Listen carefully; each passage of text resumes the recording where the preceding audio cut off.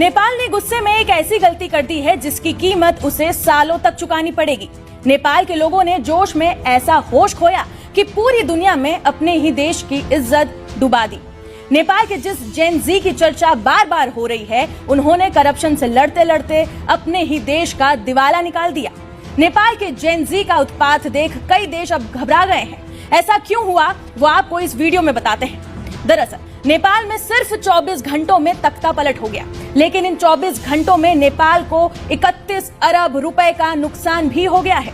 प्रदर्शनकारियों ने hotel, parliament, supreme court, supermarket, college, school, Suzuki showroom जला दिए। रिपोर्ट्स के मुताबिक इसके अलावा central business park, Tata car showroom तक को नहीं छोड़ा।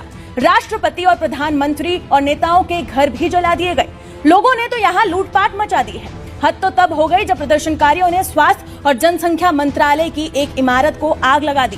बसों और गाड़ियों की तो कोई गिनती ही नहीं है। नेपाल के जेन जी ने 24 घंटों में नेपाल को बांग्लादेश बना दिया। राजधानी काठमांडू में जलते हुए इस होटल को देखिए। ये हिल्टन होटल है जिसे नेपाल की जेन जी ने भ्रष्टाचारी नेताओं से लड़ते हुए जला दिया। मगर कोई पूछे इनसे, नेपाली लोगों को क्या हासिल हुआ?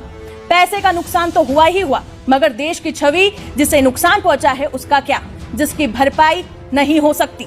टूरिज्म पर जिंदगी काटने वाले नेपाल ने अपने ऊपर ऐसा एक कलंक लगा लिया है जिसे मिटाना मुश्किल है। हिल्टन होटल काठमांडू का सबसे ऊंचा होटल था और नेपाल के टूरिज्म की पहचान बनता जा रहा था।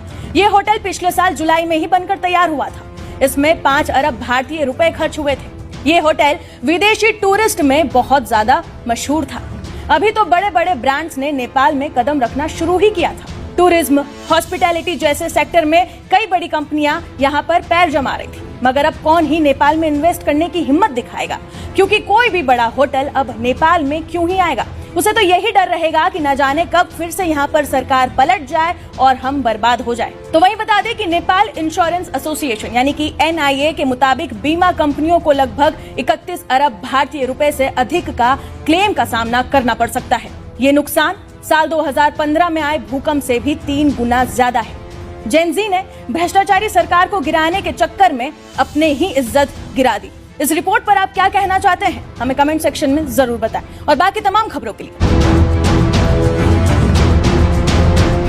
नेपाल ने गुस्से में एक ऐसी गलती कर दी है जिसकी कीमत उसे सालों तक चुकानी पड़ेगी। नेपाल के लोगों ने जोश में ऐसा होश खोया कि पूरी दुनिया में अपने ही देश की इज्जत डुबा दी।